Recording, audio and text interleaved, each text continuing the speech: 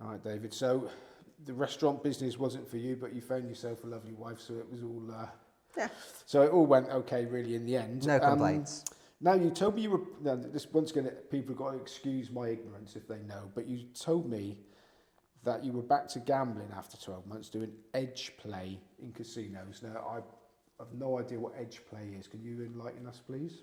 Yeah, so after the restaurant incident, I had a friend in East Europe. I won't say locations just in case I ever need to go back to these places. But he had a little coup going on some casinos where he'd found a sort of advantage, like plus EV system to play a certain table game. And yeah, I said to him, I'm a little bit lost for what to do. Dusted all my money at trying to be a restaurateur. Don't massively fancy playing poker again, but there's not really anything else I'm good at. He said, "Well, we'll come over here and have a go at this." And we spent about 8 months there together, maybe slightly less. It was a sunny place, which was nice. And we played this casino game, and it is so much fun playing casino with an advantage. It's not a big edge, and it's quite volatile. So you could. What is it like? The best use of your time? Probably not. But for that part where I just needed to spin up some money and didn't really know what to do, it was really, really good fun. It was a kind of Caribbean stud kind of variant game that had a kind of weak edge on some of the rules. So yeah, we just played that non-stop basically for 6 months, and a little bit of poker and some live poker games. It was amazing, actually. One of the best times. Is that? I mean, that sounds like a gambling dream come true. Finding a casino game that you can beat. So, are they lulled into a false sense of security and thinking, well, you can't win in the long run. You keep spinning away, lads. But really, you've got the edge they don't know about. Is that how you lasted so long? Yeah, pretty much. I mean, we did get banned from everywhere eventually, which is fine. But yeah, it was basically that. Like, they think you're a customer. We're also the added benefits. You're playing in the casino all day, every day. You get, free drinks, free dinners, free rooms. We wanted like a beach cabana. They would give it to us for free. So, yeah, didn't make a fortune, but had a lot of fun and met some good contacts actually that were useful later on in life. So it was a really good year for me actually. So how does that end? I mean, do you get a couple of heavies coming to sort of carry you out when they've had enough of you? Is that how it works in those casinos? No, I mean, there was a few semi-hairy moments. One time my fiance was with us, and she was quite cold, and they'd given her one of these like shawls, that they would give to the ladies if it was cold, the aircon's on. And then we got like aggressively kicked out that evening. This has happened, not like, thrown through the door, but like, you've got to leave right now. And I remember the bouncer was just like determined to get the shawl back from Laura, and he's like yanking it off when she's getting spun around. I'm like, we'll give you the shawl, it's okay. But yeah, for the most part, they just said you can't play anymore, and if they don't want to let us play, then that's fine, respect that, we'll go somewhere else. So then tell us about the poker site in Turkey. Yeah, so we opened a poker site in Turkey, Turkish Cyprus, obviously. And yeah, we got the opportunity to open a skin there, me and my friend, same friend that we've been doing the casino stuff with. I'd never done anything before, like operating or operational style. My only business experience of any sort was my restaurant, so obviously, it's not a great starting point. But we did well with it, and it was a shared network, like iPoker and Betfair were in the old days. It was on a small skin. There was 10 sites on the network, and we got to number 2 pretty quickly actually in terms of weekly revenue that was being generated. And then one of the other sites offered to buy us out, and we sold it and went on. But yeah, I had it for about a year maybe, and it was good. It was really good fun. Learnt lots, made some good connections. My first view into what like operating a gambling business looked like. So yeah, that was a big moment for me really to get involved in that. Okay, so basically you're sort of facilitating gamblers to play poker on your site there, but then you and your good mate, who we shan't name, became agents for big syndicates. So you're really facilitating games. Is that how it works? I mean, what do agents for big syndicates do? So through, obviously I've been working in Turkish Cyprus, and other parts of Europe with the poker site, meeting different people. Opportunities where, big betting accounts or places where you could bet decent sums on football primarily, started to sort of stumble across them. I knew my friend was involved in this kind of stuff, so I said to him, is there any, can we make money from it, basically?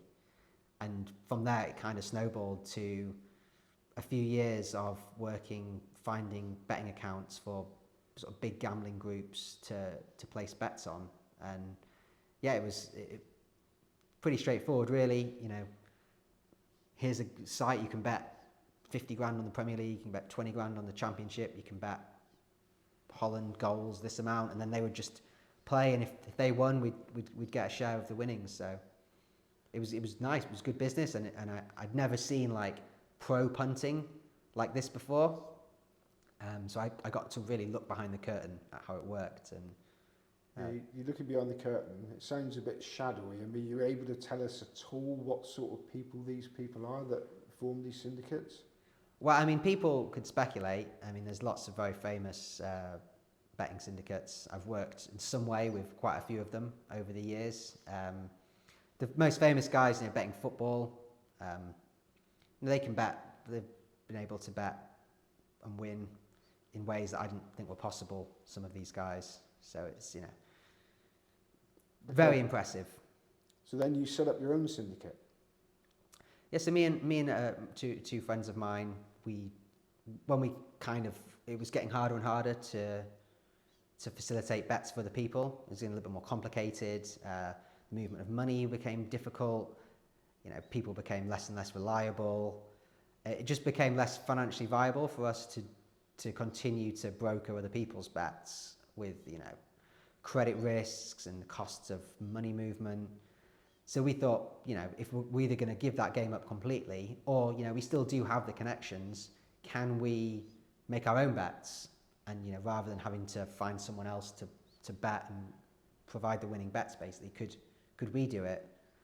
So we went first, we tried it with darts. It's obviously an easy, not an easy sport, but sort of an easier one. And then we dabbled in cricket, and then eventually settled on football, which is what we do now.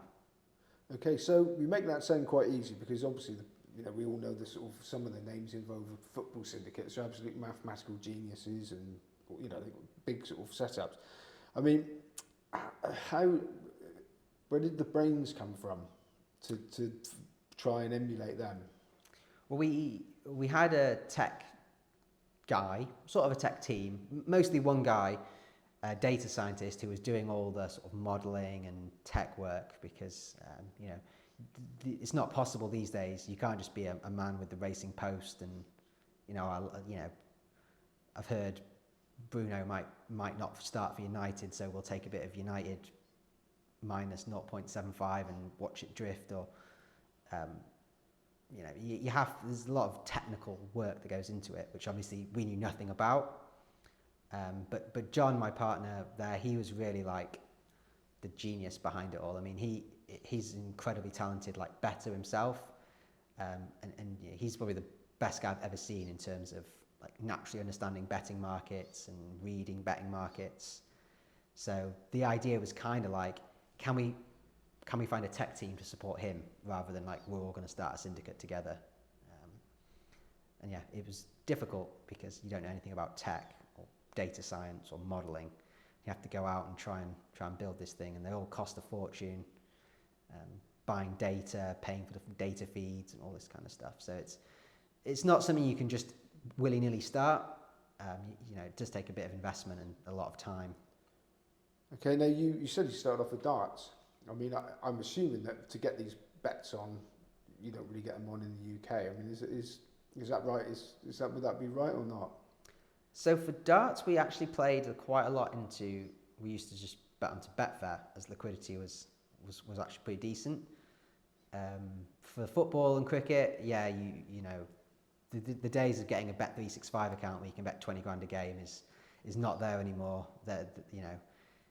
source of funds, responsible gaming, it's just a completely dead world, I think. So all our bets have always been international. You know, we've bet in many different countries, many different continents. Obviously, everyone knows India is the place to bet cricket. China used to be where everyone would bet their football. It's a little bit different these days. But yeah, outside the UK for big size bets, for sure. Okay, now you concentrate on high tier football. Seems unlikely, as a general consensus, is that all the sharp money in that market makes the market right and it's hard to get any edge. But are you that sharp money? Well, I mean, I hope so, but football is very, very difficult. Like it's particularly big league football. The appeal to it is that it's very liquid. So, you know, if you can win betting on the Bundesliga, for example, then, you know, you can get a decent sized bet on. But, you know, you have to, I mean, when we took football on, I mean, we knew it'd be difficult. I think we probably slightly underestimated just quite how difficult it would be. But I think there's just about enough inefficiency in the market if you're good at sort of trading, winning material. I think there's just enough inefficiency to eke out a little win rate. But you obviously have to be cognizant and very respectful of the fact that if you play in high liquidity markets like the Premier League or La Liga or top division football, then you are in the same ring as like the very best gamblers in the world, and you will cross swords with them at some point. So it's a very tough school, but I think there's enough there, I think, to make money, but it's not easy, and it's not cheap either to build the infrastructure to do it. You know, if we were to start again today, I don't think I would go after football, but we're here now, so we're in. And these foreign markets that you bet into, are they sort of exchange type models, or are they traditional bookmaker type things? Depends. Anywhere really. I mean, just like anything, you need the prices to be okay and to get your money out if you win. So if those two things line up, then we could bet pretty much anywhere. I mean, we'd bet in the North Pole if we could get the money out and the prices were right. And is there quite a network so that you can find out if you're going to get knocked or not before you actually get knocked? Would you sort of know fairly confidently that the people you're betting with are going to pay you? Yeah, well, that is all just risk appetite. You know, if we were to go back 6 or 7 years, my risk appetite for credit risks was aggressive. You know, I would think of it like, oh, you know, what's the balance? 100k. What do I think the chances of not getting paid are? 1.5%. That's 1,500 of edge. Can we, you know, does the project justify it? Nowadays, I'm pretty much just very, very tight on any kind of risk. So, you know, we work with people we've worked with for years, people who we know, people who have great reputations, people who have business interests that are entwined with us in other ways, or who have business connections that we're very close with. So yeah, we have very little bad debt over the course of a year's betting, but we cost ourselves opportunity by never taking, you know, a little bit more risk in order to get more liquidity. And I think just for the sake of sanity, that's how it's going to stay for the foreseeable future. Okay, and then the figures you're talking about there, you know, the name would, I think, blimey, that's a lot of money. Are those the sort of levels that you're comfortable playing at, or is it bigger than that?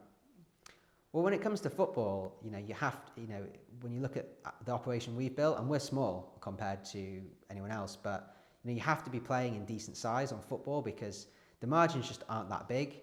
So you hear like, yes, you know, 80,000, 100,000, 120,000 a bet, and you think it's a lot, and it is a lot. But you know, when you're looking at maybe 2.5% margin, you know, that's you know, maybe £1,800 or dollars of edge off an 80 grand or 100 grand bet. So when you think you've got data staff, data purchases, tech staff, traders, offices to pay for, like, you know, you have to bet in that size, otherwise it just doesn't make any sense. Your costs will sink you.